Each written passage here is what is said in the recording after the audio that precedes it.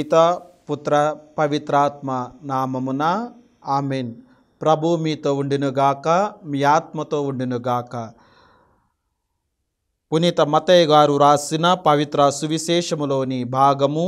ప్రభువా మీకు మహిమ కలుగునుగాక. మత్తయి శుభవార్త 6వ అధ్యాయము. మత్తయి శుభవార్త 6వ అధ్యాయము. పవిత్ర వచనములు 22, 23. పవిత్ర వచనములు 22, 23. నీ కన్ను నీ దేహమునకు దీపము. నీ కన్ను తేటగానున్నచో నీ దేహమంతయు కాంతివంతమై ఉండును. నీ కన్ను దుష్టమైనచో నీ దేహమంతయు చీకటిమయమగును. నీలోని వెలుగు చీకటిగా మారినచో ఆ చీకటి మహాఘోరమైనది. ఇది క్రీస్తు సువిశేషము. క్రీస్తువా మీకు స్తుతి కలుగునుగాక.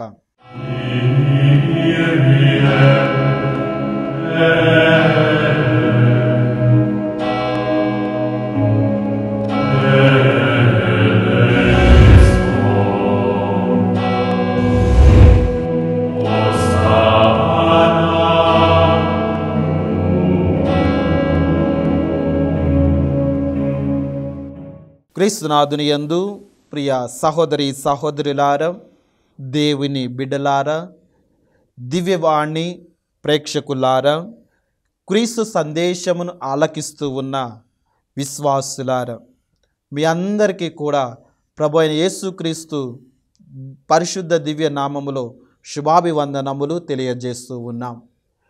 ప్రియ సహోదరి సహోదరులారా, ఈరోజు మనందరము కూడా ధ్యానించే అంశము, క్రీస్తు ప్రభు మనందరికీ ఇస్తూ ఉన్నటువంటి దైవ సందేశము ఒకే ఒకటి. అదే, నీ దృష్టి దేవునిపై మాత్రమే ఉంచు. నీ దృష్టి దేవునిపై మాత్రమే ఉంచు. ప్రియ సహోదరి సహోదరులారా, ఈరోజున ఆలకించినటువంటి సువిశేష పఠనము కూడా ఇదే అంశాన్ని ధ్యానించమని మనలను ఆహ్వానిస్తూ ఉన్నాయి. ప్రియులారా, దేవుడు మనిషికి ఇచ్చినటువంటి వరాలు ఎన్నో ఉన్నాయి. ఆ వరాలలో దృష్టి అనేది కూడా అతి ముఖ్యమైనది. ఎందుకంటే ప్రియ సహోదరి సహోదరులారా, మనిషికి దేవుడిచ్చినటువంటి గొప్ప వరాలలో ఈ దృష్టి ఎందుకు ప్రత్యేకమైనది అంటే, ఎప్పుడైతే నువ్వు ఒక పని మీద దృష్టి పెడతావో, ఏకాగ్రతగా దృష్టి పెట్టి పని చేస్తావో, ఆ పని నీకు త్వరగా వస్తుంది. అది చదువైనా కానీ, జ్ఞానం సంపాదించటమైనా కానీ, ఇక ఏ ఇతర పనులైనా కానీ, ఎప్పుడైతే నువ్వు దృష్టి పెట్టి చేస్తావో ఆ పని తప్పకుండా వస్తుంది ప్రియులారా. కారణం, నీవు దృష్టి పెట్టి చేసావు కనుక. ఎవరైతే దృష్టి పెట్టి చేయరో, తాత్కాలికంగా చేస్తారో, ఏదో చేయాలి కదా అని చేస్తారో, వారికి అంత త్వరగా రాదు. సమయము వృధా, డబ్బు వృధా, అంతా కూడా వృధా. కారణం, దృష్టి ఉంచలేదు.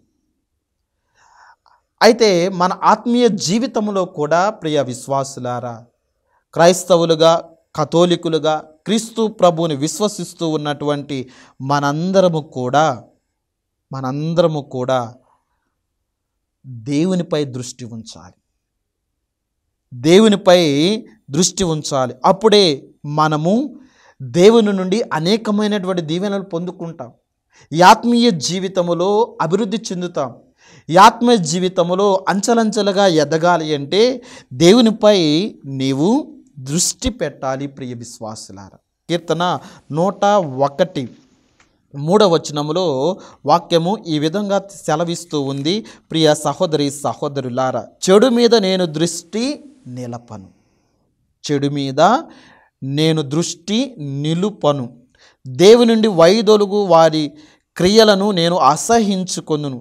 వారితో నాకు పొత్తు లేదు అని వాక్యము స్పష్టంగా తెలియజేస్తూ ఉంది.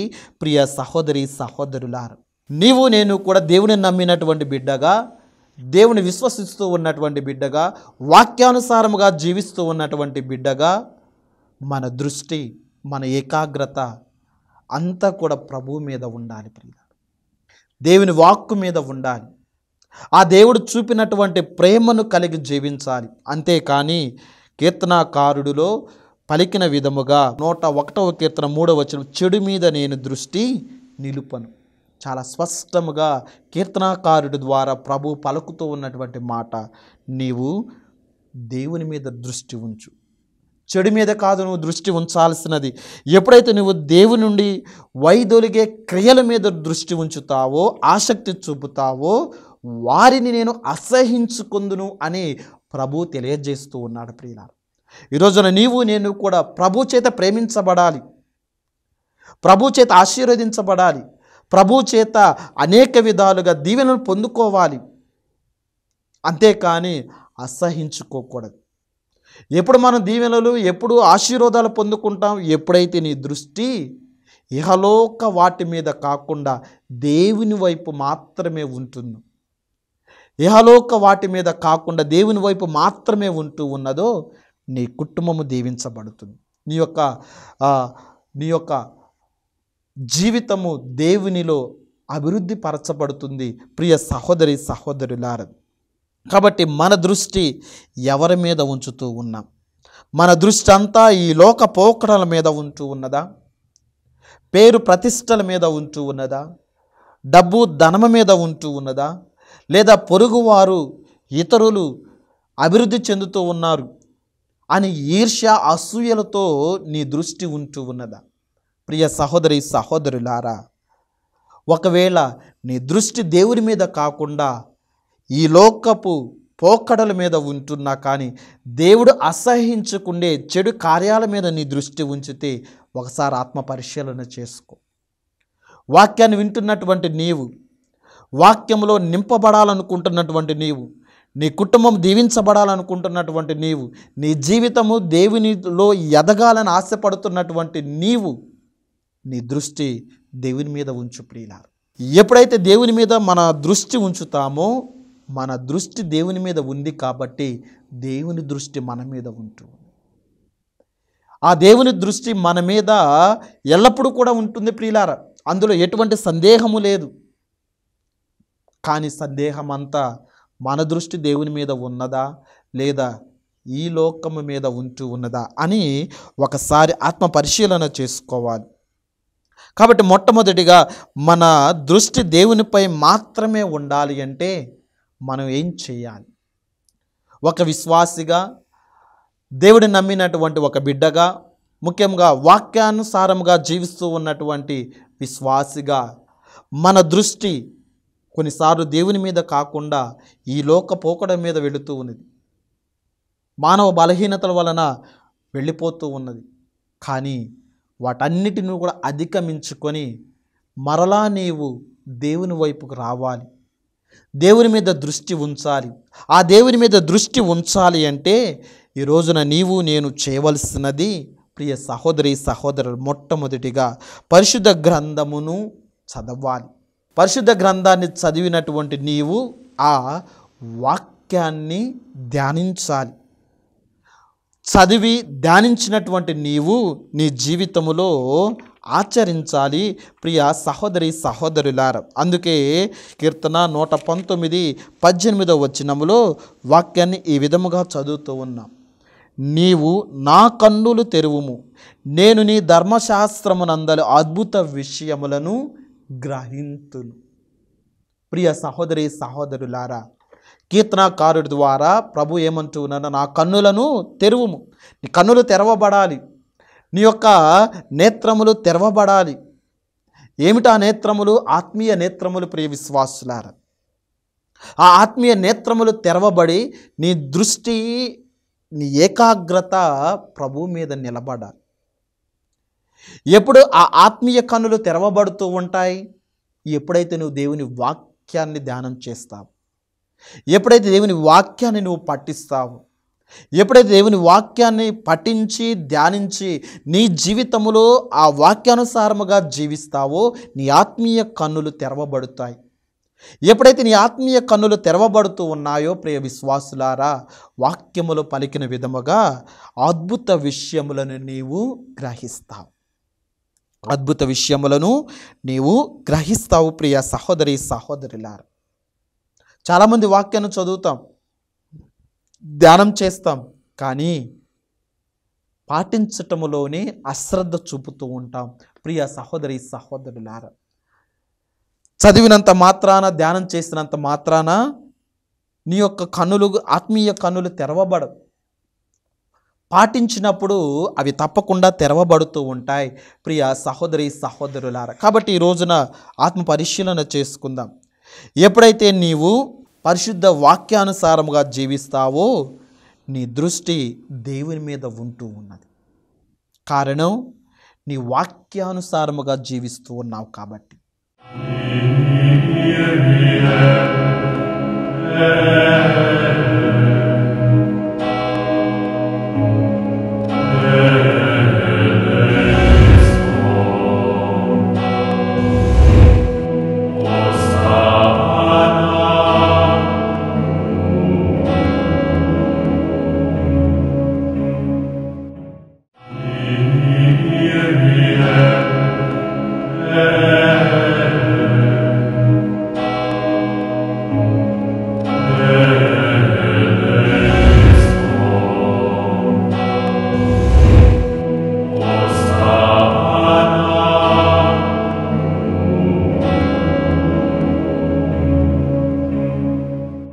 ప్రియ సహోదరి సహోదరులారా, కీర్తన 141:8 వాక్యాన్ని చదువుతూ ఉన్నాం. ప్రభు, నేను నీ మీద దృష్టి నిలిపి నీ శరణు జొచ్చి తిని, నన్ను మృత్యువాత పడనీయకుము.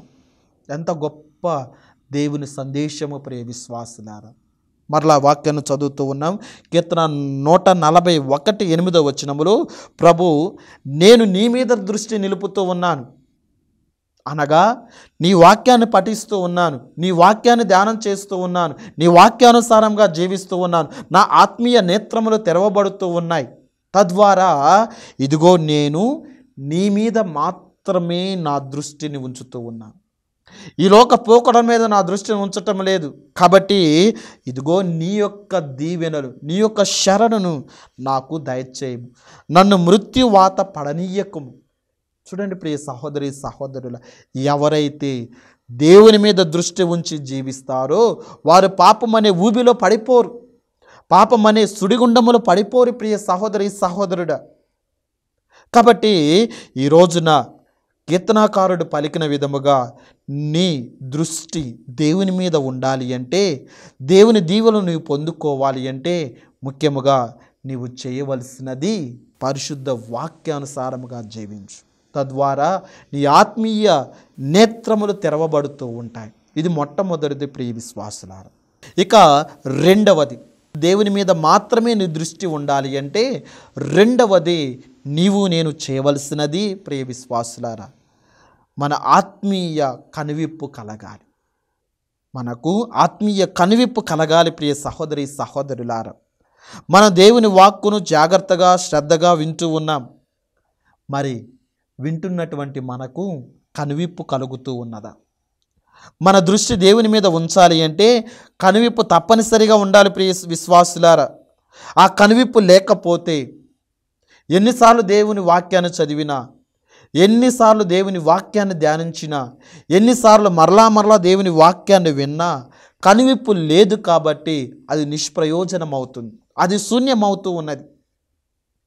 కనువిప్పు అంటే మారు మనసు పొందుకోవటం ప్రియుల, పాపపు పాత జీవితము నుండి నూతన జీవితంలోనికి రావటం, కనువిప్పు కలగటం. అయ్యో ఇదిగో నా నేత్రములు మూసివేయబడుతూ ఉన్నాయి, నాకు కనువిప్పు లేదు, ఇదిగో నేను కనువిప్పు కలిగిన తరువాత మంచి జీవితాన్ని జీవిస్తబోతూ ఉన్నాను అన్న కనువిప్పు నీలో కలగాలి ప్రియ సహోదరి సహోదరులారా. అది ఆత్మీయ కనువిప్పు. అందుకే మనం అపోస్తుల కార్యములు 26:18 వాక్యాన్ని ఈ విధంగా చదువుతూ ఉన్నాం. ప్రియ సహోదరి సహోదరులారా, నీవు వారికి కనువిప్పు కలిగించి అంధకారం నుండి వెలుగులోనికి చూడండి ప్రియ, అంధకారం నుండి వెలుగులోనికి. ఇప్పటి వరకు కూడా నువ్వు చీకటి అనే పాపములో ఉండవచ్చు, పాపం అనే అంధకారంలో ఉండవచ్చు. కానీ ఎప్పుడైతే నీ కనువిప్పు కలుగుతూ ఉన్నదో, ఎప్పుడైతే నీ యొక్క కనువిప్పు కలిగి దేవుని మీద దృష్టి ఉంచాలి అనే ఆలోచన భావం వస్తూ ఉన్నదో, నీ యొక్క అంధకారము విడనాడి వెలుగులోనికి ప్రవేశిస్తూ ఉన్నావు. ప్రియ సహోదరి సహోదరులారా, అనేక మంది ఈ రోజున కనువిప్పు లేక, భార్యాభర్తల మధ్య కనువిప్పు లేక, కుటుంబాల మధ్య కనువిప్పు లేక, స్నేహితుల మధ్య కనువిప్పు లేక అనేక బంధాలు అస్తమస్తమవుతూ ఉన్నాయి. ప్రియులారా, మన ఆత్మీయ జీవితంలో దేవుని దీవెనలు పొందుకోవాలి, దేవుని మీద మన దృష్టి ఉండాలి అంటే ఇదిగో వాక్యము పలికిన విధముగా కనువిప్పు కలగ చేయాలి, అంధకారము నుండి వెలుగులోనికి నడిపించబడాలి. తరువాత పిశాచ ప్రభావము నుండి దేవుని వైపునకు నీవు మరలాలి.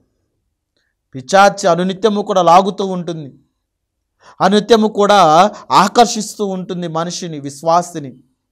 కానీ నీకు ఎప్పుడైతే కనువిప్పు కలుగుతూ ఉన్నదో, ఎప్పుడైతే నీ యొక్క ఆత్మీయ కనువిప్పు నీకు కలిగి దేవుని మీద నీ దృష్టి ఉంచుతూ ఉన్నావో, పాపపు ప్రభావమును విడనాడి దేవుని వైపుకు నీవు మరలుతూ ఉన్నావు. దేవుని వైపుకి ఎప్పుడైతే నువ్వు మరలుతావో, దేవుని వైపుకి ఎప్పుడైతే నువ్వు వస్తూ ఉన్నావో, నీ దృష్టి దేవుని మీద మాత్రమే ఉంటుంది. ప్రియ విశ్వాసులారా, అలా కాకుండా కనువిప్పు కలగకుండా, సైతాను ప్రభావం నుండి విడిపించకుండా అంధకారంలోనే ఉంటే ఎలా నీవు దేవుని వైపు వస్తూ ఉంటావు? ఇంకా వాక్యం అంటూ ఉన్నది, అప్పుడు నా యందలి విశ్వాసము వలన వారి పాపములు క్షమింపబడును, వారు ఎన్నుకోబడిన దేవుని ప్రజలలో లెక్కింపబడుదురు. ఈరోజు నీవు నేను కూడా దేవుని చేత లెక్కింపబడుతూ ఉన్నాం, దేవుని ప్రజలలో చేరబడుతూ ఉన్నాం. దేవుని ప్రజలలో చేరబడాలి, దేవుని చేత లెక్కింపబడాలి అంటే ప్రియ సహోదరి సహోదరులారా, మనందరము కూడా ఆత్మీయ కనువిప్పు కలగాలి. ఎప్పుడైతే ఆ ఆత్మీయ కనువిప్పు కలుగుతూ ఉంటుందో మనలో ఆ యొక్క దేవుని దీవెనలు నిండుగా మెండుగా ఉంటాయి. మన దృష్టి దేవుని మీద మాత్రమే ఉంటుంది. ప్రియ సహోదరి సహోదరులారా, ఇంకా మనము మత్తయి శుభవార్త 14వ అధ్యాయము 22 నుండి 23వ వచనం వరకు మనం ధ్యానం చేస్తూ ఉన్నాం. ఏమని ధ్యానం చేస్తూ ఉన్నాం ప్రియ విశ్వాసులారా? పేతురు గారు నీటిపై నడిచిన సన్నివేశాన్ని మనం చూస్తూ ధ్యానం చేస్తూ ఉన్నాం. ఇక్కడ మన వాక్యాన్ని పరిశీలించినట్లయితే ప్రియ విశ్వాసులారా, యేసు ప్రభు జనసమూహమును పంపివేయగా శిష్యులు పడవేకి తనకంటే ముందుగా అవతలి దగ్గరికి చేరవలనని ఆజ్ఞాపించెను. ఆ జనసమూహమును పంపివేసిన పిమ్మట యేసు ప్రార్థన చేసుకునేటక ఏకాంతముగా కొండ మీదకి వెళ్ళాను. సాయం సమయం వరకు ఆయన ఏకాంతముగా అచ్చటనే ఉండెను. కానీ ఎప్పుడైతే యేసు ప్రభు లేని సమయంలో ఈ ప్రజలందరూ కూడా ఆ యొక్క పడవ మీద, ముఖ్యంగా శిష్యులు ఆ పడవ ప్రయాణం చేస్తూ ఉన్నారో, వారికి పెనుగాలి ఎదురవుతూ ఉన్నది, తుఫాను ఎదురవుతూ ఉన్నది, అలలు చెలరేగుతూ ఉన్నాయి. ప్రియ విశ్వాసులారా, భయభ్రాంతులు అవుతూ ఉన్నారు. అది గమనించినటువంటి ఆ దేవుడు, ముఖ్యంగా ప్రియ విశ్వాసులారా, క్రీస్తు ప్రభు వారి మధ్యకు వస్తూ ఉన్నారు. వెంటనే యేసు వారితో భయపడకూడదు, ధైర్యము వహింపుడు అని పలుకుతూ ఉన్నాడు.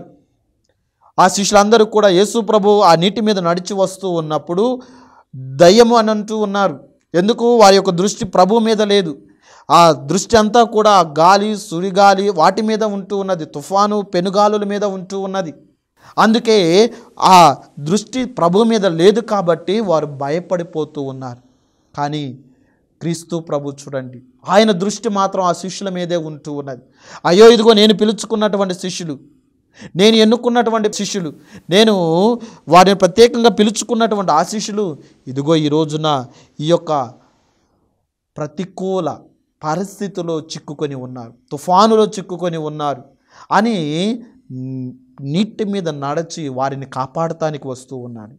కానీ శిష్యులు భయపడుతూ ఉన్నారు, భూతమని భయపడుతూ ఉంటూ ఉన్నారు ప్రియులారా. కానీ క్రీస్తు ప్రభు వారికి ధైర్యాన్ని ఇస్తూ ఉన్నాడు. మీరు భయపడకండి, నేనే కదా, నా మీద మీరు దృష్టి ఉంచండి, నేనే కదా అని సెలవిస్తూ ఉన్నాడు. ప్రియ సహోదరి సహోదరులారా, సెలవిచ్చి ఆయన వారి దగ్గరికి వస్తూ ఉన్నాడు.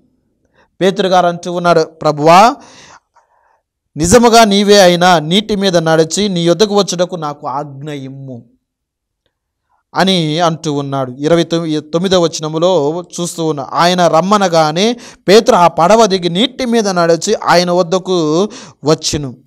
చూడండి ప్రియ, ఎప్పుడైతే పేతురు గారి దృష్టి ప్రభు మీద మాత్రమే ఉండి ముందుకు నడిచాడు, నీటి మీద నడిచాడు, మునిగిపోలే, సురక్షితంగా నీటిపై నడవగలగా సాగాడు ప్రియుల. కారణం ఆయా పేతురు గారి దృష్టి ప్రభు మీద ఉంటూ ఉన్నది. కానీ ఎప్పుడైతే పేతురు గారి దృష్టి మరలిపోతూ ఉన్నదో ఆ పెనుగాలులు, ఆ సుడిగుండములు, ఆ యొక్క తుఫానులు ఆ నీటిలో మునగటం ప్రారంభిస్తూ ఉన్నారు. ప్రియ సహోదరి సహోదరులారా, పేతురు గారు మునిగిపోతూ ఉన్నాను, ఇదిగో నా దృష్టి మారినది అని గ్రహించి కనువిప్పు కలిగి ఏమంటూ ఉన్నాడు? 30వ వచనములో వాక్యాన్ని చదువుతూ ఉన్నాం ప్రియులారా. కానీ ఆ పెనుగాలికి భయపడను, నీటిలో మునిగి పోవుచున్న పేతురు గారు ప్రభువు నన్ను రక్షించుము అని కేకలు వేస్తూ ఉన్నారు. చూడండి, కనువిప్పు కలిగిన తరువాత ప్రభు నేను మునిగిపోతూ ఉన్నాను, నన్ను రక్షించు అని ఎప్పుడైతే పలుకుతూ ఉన్నాడో ప్రభువు ఆ మునిగిపోతూ ఉన్నటువంటి పేతురు గారిని చేయి పట్టి పైకి లేపుతూ ఉన్నాడు. ప్రియ సహోదరి సహోదరులారా, మనము కూడా ఈ యొక్క సముద్రం అనే ఈ జీవితములో మనము కూడా ఈ బాధలు, కష్టాలు, సమస్యలలో చిక్కుకొని మునిగిపోతూ ఉంటాం. మన యొక్క దృష్టి ప్రభు మీద ఉంచటానికి ప్రయాసపడాలి ప్రియ సహోదరి సహోదరు. అందుకే ఈరోజు చదవబడినటువంటి సువిశేష పఠనములో మత్తయి శుభవార్త 6వ అధ్యాయం 22వ వచనములో నీ కన్ను నీ దేహమునకు దీపము అని అంటూ ఉన్నాను. ప్రియ విశ్వాసులారా, మనకు తెలుగులో ఒక సామెత ఉంటూ ఉన్నది, కళ్ళు వెళ్ళే ప్రతి చోటికి కాళ్ళు వెళ్ళకూడదని, మనసు వెళ్ళే ప్రతి చోటికి మనిషి వెళ్ళకూడదు అని. ఈ రోజున ప్రియ సహోదరి సహోదరులారా, మనందరము కూడా మన దృష్టి ప్రభు మీద ఉన్నట్లయితే ఈ లోక పోకడలకి పోము. కాబట్టి మన దృష్టి ప్రభు మీద మాత్రమే ఉండే విధముగా అటువంటి గొప్ప వరమును ప్రభు మనకు దయచేయాలని, ఈ వాక్యాన్ని వింటున్నటువంటి మనందరినీ, మన కుటుంబాలను దేవుడు దీవించాలని ప్రత్యేకముగా ప్రార్థించుకుందాం.